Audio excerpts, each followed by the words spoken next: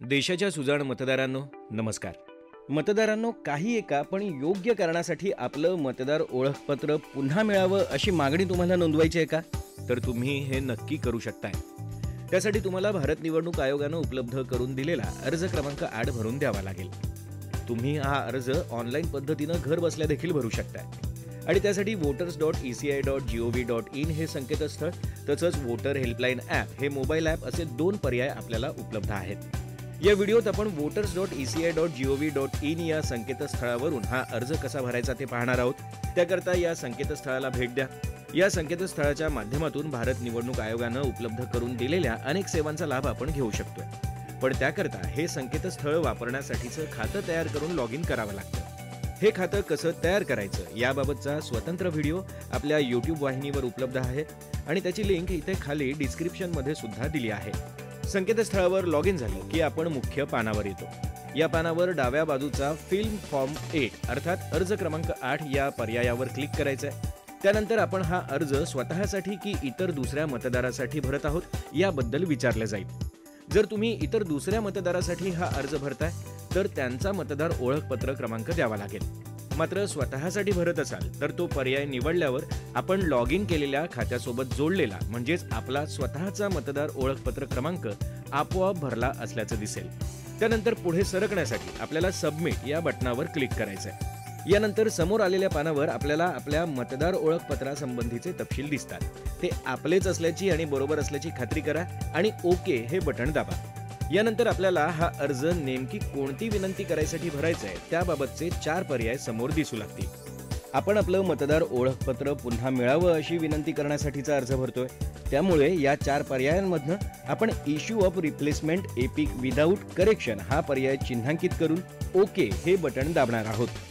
मतदारांनो, आपलं मतदार ओळखपत्र हरवलंय, खराब झालंय किंवा काही एका कारणामुळे नष्ट झालं असेल तर ते पुन्हा मिळावं यासाठी हा अर्ज भरून द्यावा लागतो. आता अर्जातील विनंतीचा योग्य पर्याय निवडला की आपल्यासमोर आलेलं नवं पान म्हणजे अर्ज क्रमांक 8. या पानावर उजव्या बाजूला दिलेल्या यादीतून आपल्याला अर्ज कोणत्या भाषेत पाहायचा आहे त्यासाठीचे पर्याय दिसतात. त्यातून आपल्या सोयीची भाषा निवडा. इथे आपण मराठी भाषेचा पर्याय निवडत आहोत. या पानाच्या डाव्या बाजूला पाहिलं तर या अर्जात किती टप्प्यांमध्ये माहिती भरायची त्याचे मथळे तुम्हाला दिसतील. आपण वेळोवेळी त्या मथळ्याच्या बटनावर क्लिक करून अर्जाच्या हव्या त्या टप्प्यावर जाऊ शकतो. आता प्रत्यक्षात हा अर्ज कसा भरायचा ते पाहूया. या अर्जाच्या पहिल्या टप्प्यात आपल्याला आपलं राज्य, जिल्हा आणि विधानसभा मतदारसंघाविषयीचे तपशील द्यायचे असतात. इथे आपण स्वतःचाच अर्ज भरत असल्यानं हे तपशील आपोआप भरलेले असल्याचं दिसतं. ते तपासून आपल्याला पुढील हे बटण दाबायचं आहे. मग अर्जाच्या पुढच्या टप्प्यात आपल्याला काही वैयक्तिक तपशील द्यायचे आहेत. त्यापैकी आपलं नाव आणि आडनाव हे तपशील आपोआप भरलेले दिसतील.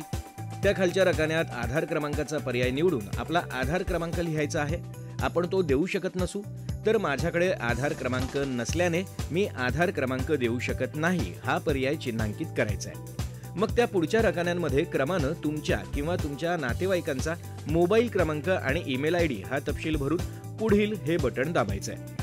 या नव्या टप्प्यावर आपण हा अर्ज कोणती विनंती करण्यासाठी भरत आहोत तो पर्याय चिन्हांकित केलेला दिसेल आणि त्याखालीच आपलं मतदार ओळखपत्र हरवलंय की पूर, आग या आणि अशा नैसर्गिक आपत्तींमध्ये नष्ट झालंय अथवा ते खराब झालं असेल तर तसं कारण चिन्हांकित करायचे पर्याय सुद्धा दिसतात. लक्षात घ्या, तुमचं मतदार ओळखपत्र हरवलं असेल तर तुम्हाला पोलीस ठाण्यात तशी तक्रार दाखल करून त्याची प्रत इथे जोडावी लागते. त्यासाठी तुम्ही लॉस्ट हा पर्याय निवडताच तक्रारीची प्रत जोडण्यासाठीचा पर्याय खाली दिसू लागतो. या तक्रारीची प्रत इमेज स्वरूपात म्हणजे JPG किंवा JPEG या फॉर्मॅटमध्येच द्यायचे आणि इमेजचा आकार 2 MB पेक्षा जास्त नसेल याची दक्षता घ्यायची आहे. त्यासाठी चूज फाईल हे बटण दाबून कम्प्युटरमध्ये सेव्ह केलेली तक्रारीची प्रत अपलोड करा. अशा रीतीने योग्य कारण चिन्हांकित करून ही प्रक्रिया पूर्ण केली की मग पुढील हे बटण दाबायचं आहे. अर्जाचा हा टप्पा म्हणजे एक प्रकारचं घोषणापत्रच आहे. या घोषणापत्रात सूचित केल्याप्रमाणे जर का आपण या संपूर्ण अर्जात दिलेली माहिती खोटी असल्याचं सिद्ध झालं तर हा लोकप्रतिनिधित्व कायदा 1950च्या कलम 31 नुसार दंडनीय अपराध असेल याची नोंद घ्या. यानंतर खाली तारखेचा रकाना भरलेला दिसेल. त्या शेजारच्याच रकान्यात आपल्याला आपलं ठिकाण लिहून पुन्हा पुढील हे बटण दाबायचं आहे. मग समोर दिसत असलेला कॅप्चा त्या रकान्यात व्यवस्थित भरायचा आहे. त्या खालीच आपल्याला हा अर्ज जतन करण्याचा, रद्द करण्याचा आणि आतापर्यंत भरलेल्या अर्जाचं प्रारूप पाहून तो सादर करण्यासाठीचा पर्याय दिसतो. अर्जाचं प्रारूप पाहून तो सादर करण्यासाठी आपण पूर्वावलोकन या बटणावर क्लिक करायचंय. मग आपल्याला भरलेल्या अर्जाचं प्रारूप दिसू लागेल. ते काळजीपूर्वक तपासून घ्या. अर्ज व्यवस्थित भरला असल्याची खात्री झाली की मगच तळाशी दिसत असलेलं सादर म्हणजेच सबमिट हे बटण दाबायचंय आणि याची खातरजमा करण्यासाठी पुन्हा समोर आलेल्या पर्यायांमधनं होय हे बटण दाबायचंय. झाला तुमचा अर्ज दाखल. अशा रीतीनं अर्ज दाखल झाला की या अर्जासाठीचा संदर्भ क्रमांक असलेला संदेश आपल्याला दिसतो. हाच संदर्भ क्रमांक वापरून आपण या अर्जाची स्थितीगती जाणून घेऊ शकतो. त्यामुळे या क्रमांकाची व्यवस्थित नोंद करून ठेवा. सोबतच इथे डाउनलोड एक्नॉलेजमेंट हा पर्याय सुद्धा दिसतो. त्यावर क्लिक करून आपण भरलेला अर्ज सेव्ह करा आणि मग त्यानंतर ओके हे बटण दाबून ही प्रक्रिया पूर्ण करा.